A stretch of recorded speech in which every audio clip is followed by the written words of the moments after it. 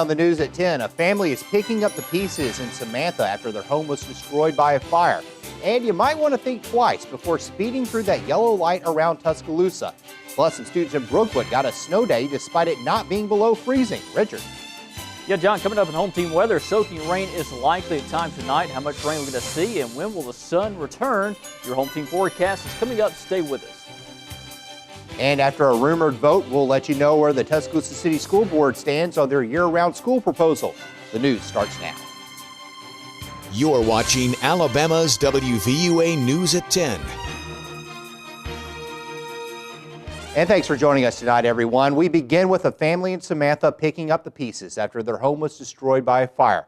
Details in tonight's top story. According to the chief of the Samantha Volunteer Fire Department, Gary Honeycutt, when they arrived on the scene around 7:15 p.m., the fire that Honeycutt says started on the porch had spread to the roof of the house. Chief Honeycutt says the family tried to put the fire out, but once it engulfed the roof, they evacuated. The cause of the fire is being investigated by the Samantha Volunteer Fire Department. No vote tonight regarding a possible year-round calendar for some Tuscaloosa City schools. A vote had been rumored, but board members say they want more time to study the data. They're not saying no, just that they want to make a year-round schedule, make sure a year-round schedule would actually benefit students. WVUA's Bradley Whittington reports. When you look at certain schools, some schools historically have not done as well. And because of that, City School Superintendent Dr. Paul McKendrick is proposing that certain schools in the system go to a year-round schedule. Started with looking at Martin Luther King Elementary, Central Elementary, Westlawn Middle, and Oakdale Elementary. Also on the list, Southview, Skyland, and Northington Elementary Schools. McKendrick says he's also looking at Alberta Elementary, but is still unclear whether he will include that school or not. We have not made a decision of whether or not to do it. Board member Erskine Simmons says he wants the community to know that the board is waiting to vote on year-round schools so they have plenty of time to look over all the issues. That I also want the community to know that we are looking at all the issues regarding it, either for or against it, pro-con, and that we want to make sure that we're doing the absolute best thing that we can do for our children. McKendrick says he hopes to present this plan to the board towards the first of the year. Reporting in Tuscaloosa, Bradley Whittington, WVUA News. And if approved, McKendrick plans to implement the new school calendar in August. Meanwhile, over at City Hall tonight, in a 5-0 vote, the Tuscaloosa City Council decided to close down 7th Avenue, a road that used to be the back entrance to Krispy Kreme on McFarland Boulevard. Now, the closure of the road will lead to more turn lanes for drivers at McFarland Boulevard and 15th Street intersection. But as WVUA's Travis Leader reports, the road to the vote was a bumpy one for the city. We're suggesting to the Alabama Department of Transportation to do some widening, provide some right turn lanes on McFarland Boulevard, 3 left turn lanes in each direction. Right now, the 2 left turn lanes in each direction back up. Although the city has an idea of what will happen, some business and landowners are still skeptical.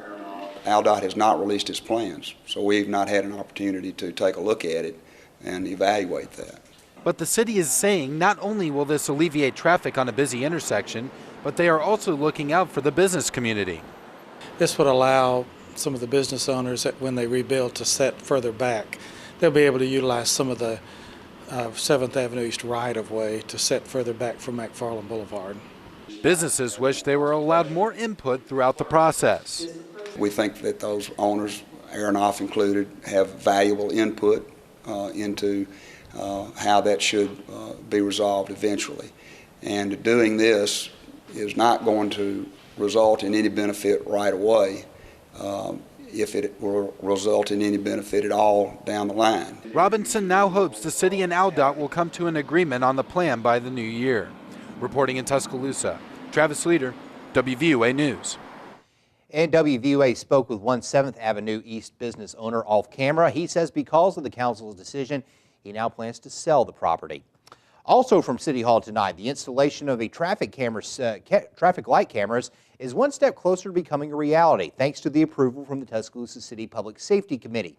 If the Tuscaloosa City Council approves the proposal on January 3rd, cameras will be used to track cars that run red lights, and then those pictures will be used as evidence when the city issues tickets. Tuscaloosa City Engineer Joe Robinson says he would like to see cameras installed at dangerous intersections like Skyland Boulevard and Highway 69. Robinson says the cameras will also be used to aid in Amber Alert investigations. Also from tonight's meeting, Tuscaloosa Mayor Walt Maddox continues to talk about his desire to see a consolidated 911 call center. Currently, the city's 911 dispatch is located at Tuscaloosa Police Headquarters. However, Maddox recommended the City Council to have construction and funding agreement complete by May 1st to bring the city, county, and Northport 911 call centers under one roof. The mayor says the city is ready to go in alone on the plan, but he wants everyone on board. If you weigh the pros and cons, having everyone in one room, understanding that emergencies don't happen just in geographical or political boundaries.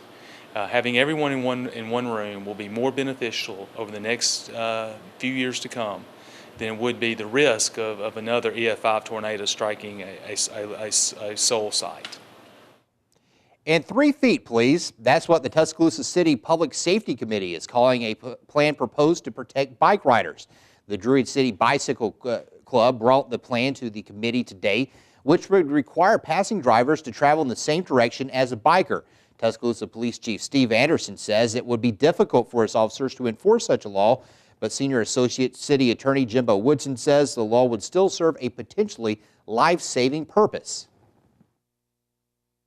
It's not solely designed for citations to be issued, but it will significantly increase awareness as we're going to a more bicycle-friendly community and seeing a lot more bicycles. And the law will be up for council vote when they reconvene in the new year. Well, we saw some rain today, but what can we expect tomorrow? With a first look at Alabama's home team forecast, here's Chief Meteorologist Richard Scott. Richard? Hey, John, good Tuesday night to you. Yeah, a little rain happening on radar.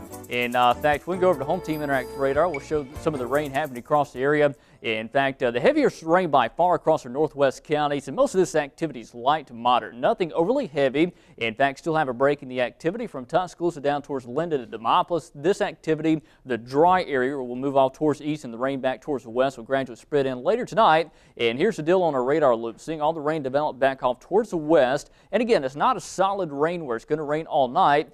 But a lot of folks wondering about the weekend forecast. Christmas Eve day, it looks like will be dry, but still expect a lot of cloud cover. 56 for an afternoon high. Sunday, Christmas Day, 50 degrees. Still some showers look like they will move back in on Christmas Day. What about the rest of the forecast? Your 7-day planner to use. I'll have the full details coming up in Home Team Weather, so stay with us. All right, Richard, and as you just said, the temperatures might not have been below freezing today, but students in Brookwood were welcomed at the school by a white blanket of snow. Now take a look at this. Brookwood Elementary was transformed into a winter wonderland. The Brookwood Volunteer Fire Department sprayed artificial snow early this morning just in time to surprise the students, and you can see the kids love the snow day. Oh, when the kids get here and they get off the buses, they're jumping up and down just with excitement due to having the snow here at the school. They want to get out here and play in and take many pictures. And new at 10 tonight, it was a special day for a few of the Crimson Tide's youngest football fans. Today, Academy Sports gave 25 children $50 gift cards to buy anything Alabama related. First Lady of Alabama football, Terry Saban, was also there to help present $50 gift cards to McDonald's and 2 free tickets to Cobb Theaters. Most of those children receiving the gifts were from families in need or from families affected by the April tornado. And Christmas came a little early as well for patients at DCH Regional Medical Center. Students from Central Elementary School came bearing gifts to bring to children who are in the hospital. The students raised $200 to go towards the Ronald McDonald Playroom for the pediatrics floor of the hospital, and they also donated teddy bears and toys for children to play while at the hospital. Central Elementary School Principal Autumn Jeter says this was their way of teaching students how to give back. We have much more coming up tonight on WVUA News at